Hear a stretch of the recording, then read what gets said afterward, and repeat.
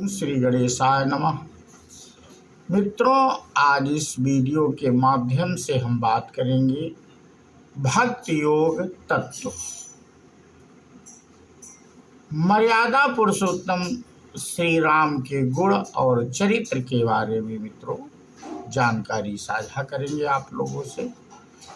जिन मर्यादा पुरुषोत्तम भगवान श्री रामचंद्र जी के नाम रूप गुण लीला प्रेम और प्रभाव की अमृतमयी कथाओं का श्रवण पाठन और मनन भी परम कल्याण करने वाला है। उन प्रभु के स्वरूप को लक्ष्य में रखकर उनके गुण और चरित्र को सर्वथा आदर्श मानकर और उनके वचनों को परम धर्म समझकर जो मनुष्य तदानुसार आचरण करता है उसकी तो बात ही क्या है। ऐसे पुरुष के दर्शन, स्पर्श, भाषण आदि सौभाग्य जिस मनुष्य को प्राप्त है वह भी अत्यंत सुखी है। कुछ भाई कहा करते हैं कि हम श्री राम जी का नाम जब बहुत दिनों से करते हैं, परंतु जितना लाभ बतलाया जाता है उतना लाभ हमें नहीं हुआ। इसका उत्तर यह है कि भगवान के नाम की महिमा तो इतनी अपार है कि उसका जितना गान किया जाए उतना ही थोड़ा है। नाम जप करने वालों को लाभ नहीं दिखता, इसमें प्रधान कारण है 10 नाम पर अपराधों को छोड़कर जप ना करना। 10 अपराधों का त्याग करके जप करने पर नाम जप का शास्त्र वर्णित फल अवश्य प्राप्त हो सकता है। इन अपराधों को सर्वथा त्याग कर नाम जप करने वाले को प्रत्यक्ष महान फल प्राप्त होने में तो संदेह ही क्या है। केवल श्रद्धा और प्रेम, इन 2 बातों पर ध्यान रखकर जो अर्थ सहित नाम का जप करता है उसे भी प्रत्यक्ष परमानंद की प्राप्ति बहुत शीघ्र हो सकती है। नाम जप के साथ साथ परमात्मा के अमृतमय स्वरूप का ध्यान होते रहने से क्षण क्षण में उनके दिव्य गुण और प्रभावों की स्मृति होती है और वह स्मृति अपूर्व प्रेम और आनंद को उत्पन्न करती है। यदि यह कहा जाए कि रामचरितमानस में नाम महिमा में यह कहा गया है, भाई कुर भाई अलख आलसहूँ, नाम जपत मंगल दिशि दसहूँ। फिर श्रद्धा सहित नाम जपने से ही फल हो, ऐसे ही जपने से फल ना हो, यह बात कैसे हो सकती है? तो उसका उत्तर यह है कि भाव कुभाव किसी प्रकार को नाम जप से 10 दिशाओं में कल्याण होता है। इस बात पर तो श्रद्धा होनी ही चाहिए। इस पर भी श्रद्धा ना हो तब वैसा फल कैसे हो सकता है? इस पर यदि कोई कहे कि विचार द्वारा तो हम श्रद्धा करना चाहते हैं परंतु मन इसे स्वीकार नहीं करता, इसके लिए क्या करें? तो इसका उत्तर यह है कि बुद्ध के विचार से विश्वास करके ही नाम जप करते रहना चाहिए। भगवान पर विश्वास होने के कारण तथा नाम जप के प्रभाव से आगे चलकर पूर्ण श्रद्धा और प्रेम आप ही प्राप्त हो सकता है। परंतु यदि अर्थ सहित जप किया जाए तो और भी शीघ्र परमानंद को की प्राप्ति हो सकती है। बहुत से भाई कहते हैं कि हम लोग वर्षों मंदिरों में भगवान के दर्शन करने जाते हैं, परंतु हमें विशेष कोई लाभ नहीं हुआ। इसका क्या कारण है? तो इसका उत्तर यह है कि विशेष लाभ न होने में एक कारण तो है श्रद्धा और प्रेम की कमी, तथा दूसरा कारण है भगवान के विग्रह दर्शन का रहस्य न जानना। मंदिर में भगवान के दर्शन का रहस्य है उनके रूप, लावण्य, गुण, प्रभाव और चरित्र का स्मरण मनन करके उनके चरणों में अनेकों अर्पित कर देना, अपने आप को अर्पित कर देना। परंतु ऐसा होता, इसका कारण रहस्य और प्रभाव जानने की त्रुटि ही है। मंदिर में जाकर भगवान के स्वरूप और गुणों का स्मरण करना चाहिए और भगवान से प्रार्थना करनी चाहिए जिससे उनके मधुर स्वरूप का चिंतन सदा बना रहे और आदर्श लीला तथा आज्ञा के अनुसार आचरण होता रहे। जो ऐसा करते हैं उन्हें भगवत कृपा से बहुत ही शीघ्र प्रत्यक्ष शांति की प्राप्ति होने लगती है। देह त्याग के बाद परम गत मिलने में तो संदेह ही क्या है।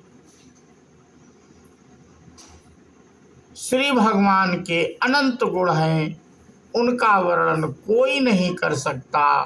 वे भगवान जो वो पर दया करके अवतार ग्रहण करते हैं और ऐसी लीला करते हैं जिसके श्रवण, गायन और अनुकरण से जीवों का परम कल्याण होता है। मर्यादा पुरुषोत्तम भगवान श्री रामचंद्र जी ऐसे ही परम दयालु अवतार हैं। उनके गुण, प्रभाव, आचरण, लीला आदि की महिमा शेष, महेश, गणेश और सरस्वती भी नहीं गा सकते।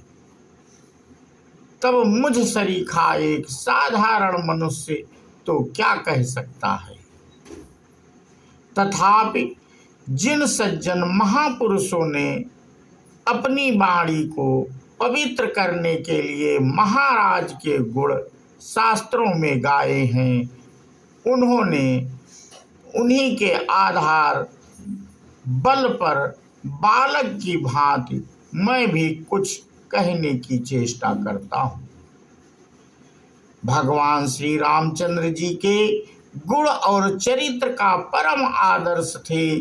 उनका इतना प्रभाव था कि जिसकी तुलना नहीं हो सकती। उनकी अपनी तो बात ही क्या है, उनके गुण और चरित्र का प्रभाव उनके शासन काल में सारी प्रजा पर ऐसा विलक्षण पड़ा कि राम राज्य में त्रेता युग सतयुग से भी बढ़कर हो गया। राम राज्य के वर्णन में आता है। सब लोग अपने अपने वर्णाश्रम के अनुकूल वेद मार्ग पर चलते हैं और सुख पाते हैं। भय, शोक, रोग तथा दैहिक, दैविक और भौतिक ताप कहीं नहीं है। राग, द्वेष, काम, क्रोध, लोभ, मोह, झूठ, प्रमाद, आलस्य आदि दुर्गुण देखने को भी नहीं मिलते। सब लोग परस्पर प्रेम करते हैं और स्वधर्म में दृढ़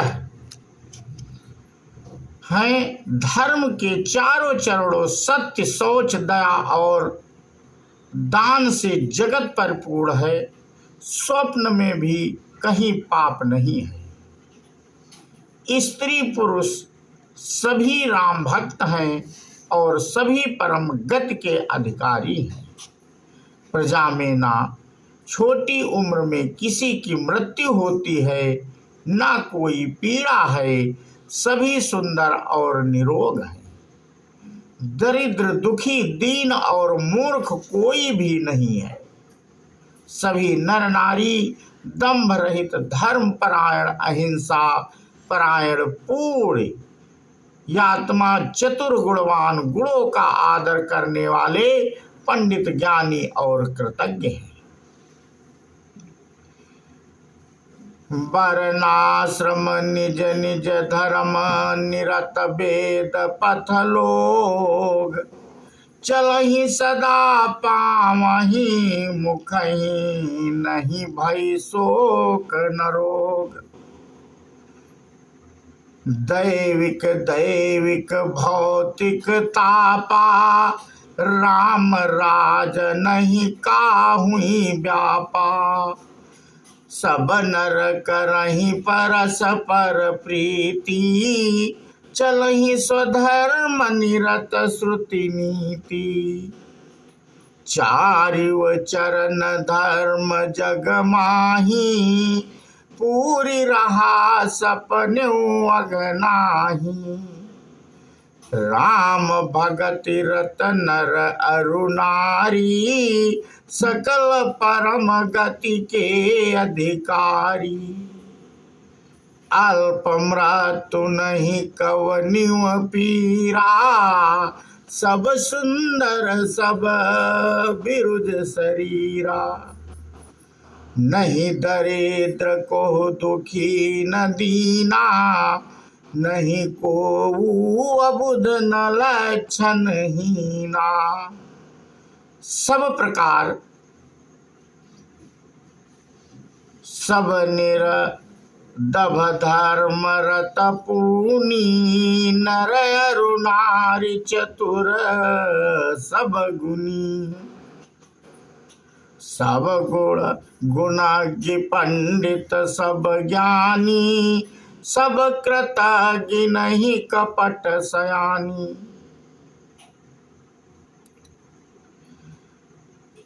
सभी उदार परोपकारी, ब्राह्मणों के सेवक और तन मन वचन से एक पत्नी व्रती हैं। स्त्रियां सभी पवित्रता हैं, ईश्वर की भांति, और धर्म में सभी नर नारी ऐसे संलग्न हैं मानो भक्ति और धर्म साक्षात मूर्तिमान होकर उनके निवास कर रहे हैं। पशु पक्षी सभी सुखी और सुंदर, भूमि सदा हरी भरी और वृक्षादि सदा फूले फले रहते हैं।